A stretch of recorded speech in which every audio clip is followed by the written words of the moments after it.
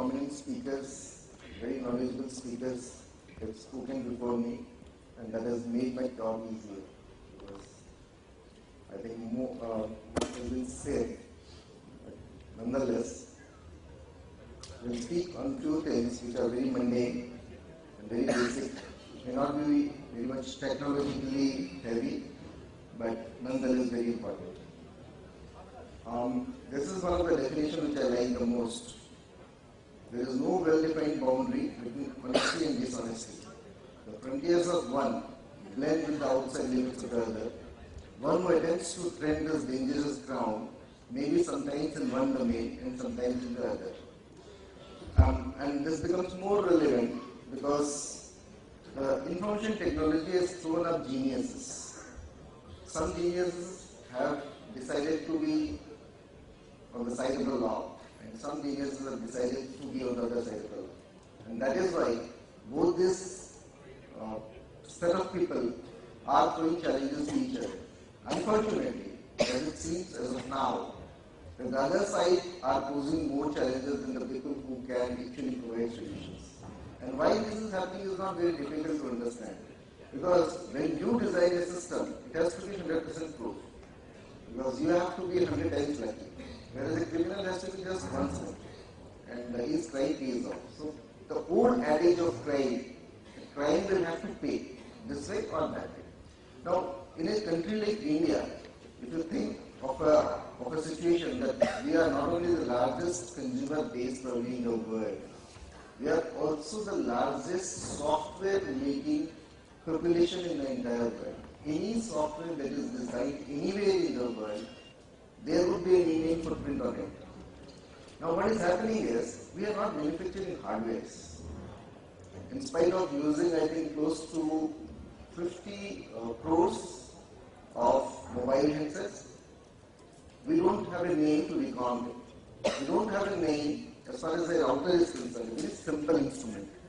So I would just request the people of industry especially and the government that it is high time that we manufacture some of these products or the basic products, the hardware in our country. That probably would be truly Make in India campaign.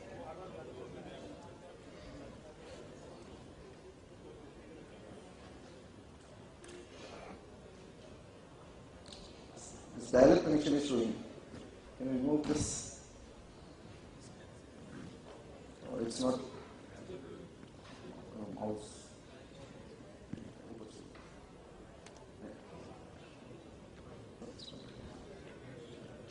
Thank you.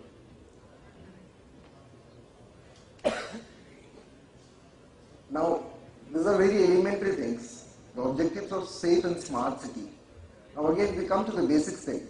Till the time we are driven by the agenda of sailing, we will not be having a smart city or a safe city.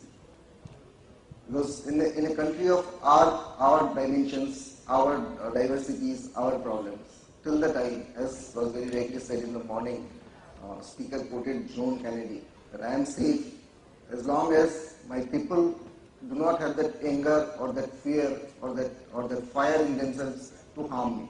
Because ultimately, all you can be doing is dissecting a crime scene. If the people who are ready to commit a crime and without fear for their life, then all we will be doing is just dissecting the crime by analyzing the video footage. So the first thing that we should do is to keep our population satisfied, and that cannot be done only through technology. It has to be done by government policies to see that people are employed. And in a country of 125 crores or so, the employment is a big challenge, and we will have to really address those issues. Command and Control Center, as has been very rightly pointed out, C4I, you can add D also to that. The question is, what is a command center? What will it command? Where will the data come from? If the data is not there in the command center, it will not be do much. Again, safe city architecture. We will have to, rumor is a big problem in our country. There is a rumor, something has happened, and then all kinds of things start flowing. There is a panic, and then panic reaction, and more use of this. So there should be a system within the smart city domain or the architect which should be able to address to the people, especially at the time of crisis or disasters. Nothing much.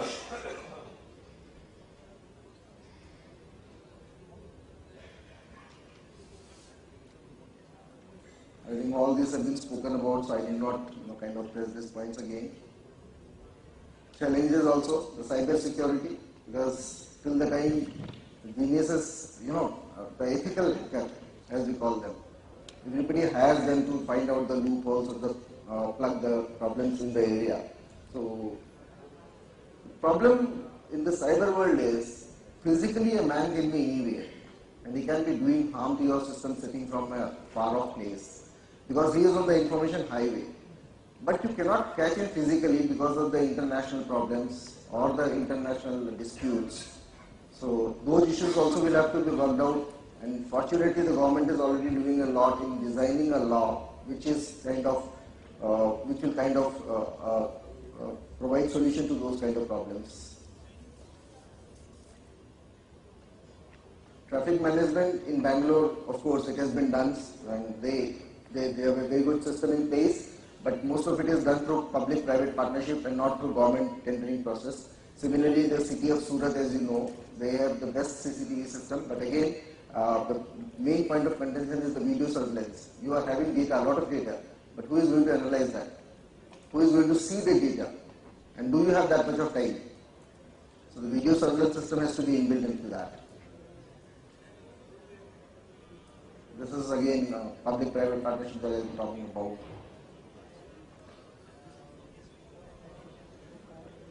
Made in India, as I said, till the time you gel your software with the hardware and then produce it, because otherwise every time there is a complaint that the hardware that you are using, may it be Cisco or may it be Juniper or may it be anything, there are embedded chips which transmit your data to the country.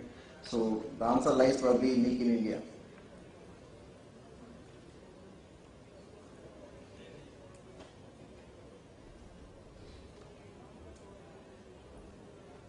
This common approach of stakeholders.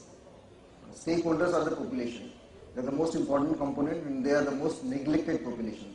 They happen to be the most important stakeholders in any scheme of things.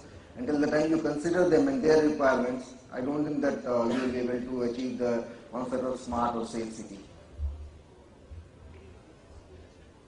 Thank you so much for your patience.